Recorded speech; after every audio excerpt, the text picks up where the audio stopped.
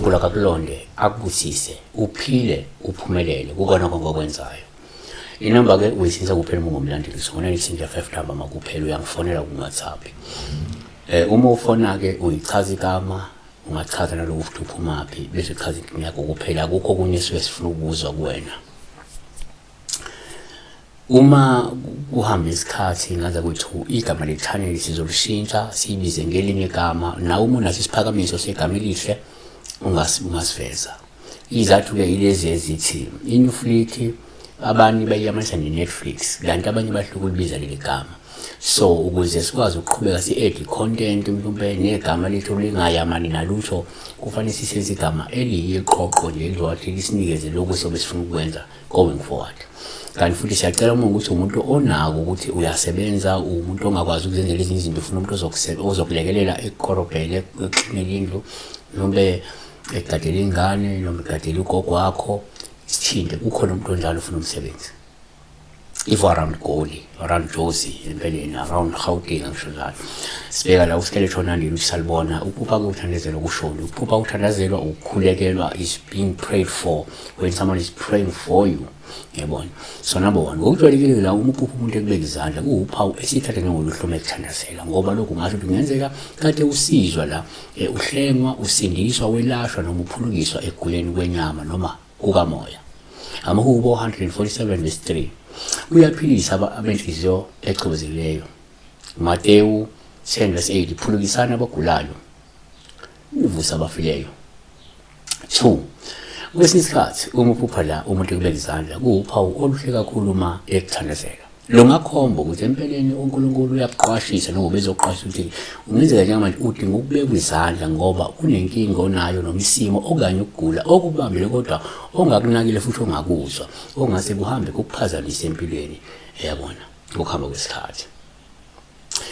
IkaJakobe 5 verse 16 ngakho kuvumana izono omunye komunye likhulekelana kuba ke niphulukiswe umkhuleko oqinileyo oluleyo unamandla kakhulu.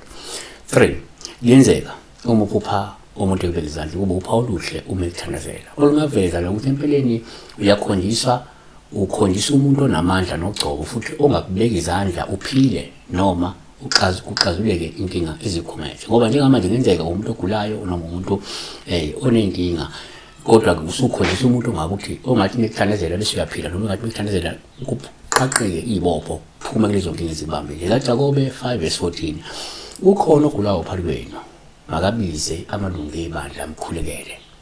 Asivale ngelithi number 4. Futhi uma uphupha umuntu ekubeka izandla kuba uphawu oluhle uma ekuthandazela. Longabe liveze ukuthi empeleni kade ugcotshwa ubekwa noma ufumbathiswa amandla nesipho sikamoya. Ngoba seRoma 1 verse 11 ngokuba ngilangazela ukunibona ukuze nginabele isipho esithile somoya somusa sokomoya kuba iqiniswe. Timotheyu 2 chapter 1 verse 6 ngalesizathu ngiyakukhumbuza ukuba ke uvuse isipho somusa sikaNkulunkulu esikhona kuwe ngokubeka izandla zami. So la sikhuluma nge-impartation when a person put his or her hands on your head or on your body. Lo muntu loyo ngaliko ukukhulekela sokuyenza into ekuthiwa yi-impartation ukundlulisa into enginayo ngiyindlulisela kuwe. Yabona? So kungenzeka kuwe unalamandla nogcobo kade ludluliswa nje kuwe.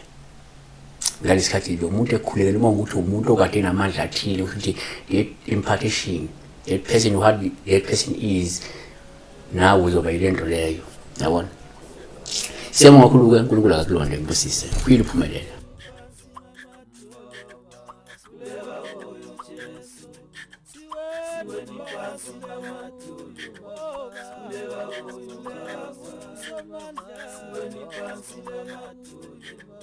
Kuleka kuyo Jesu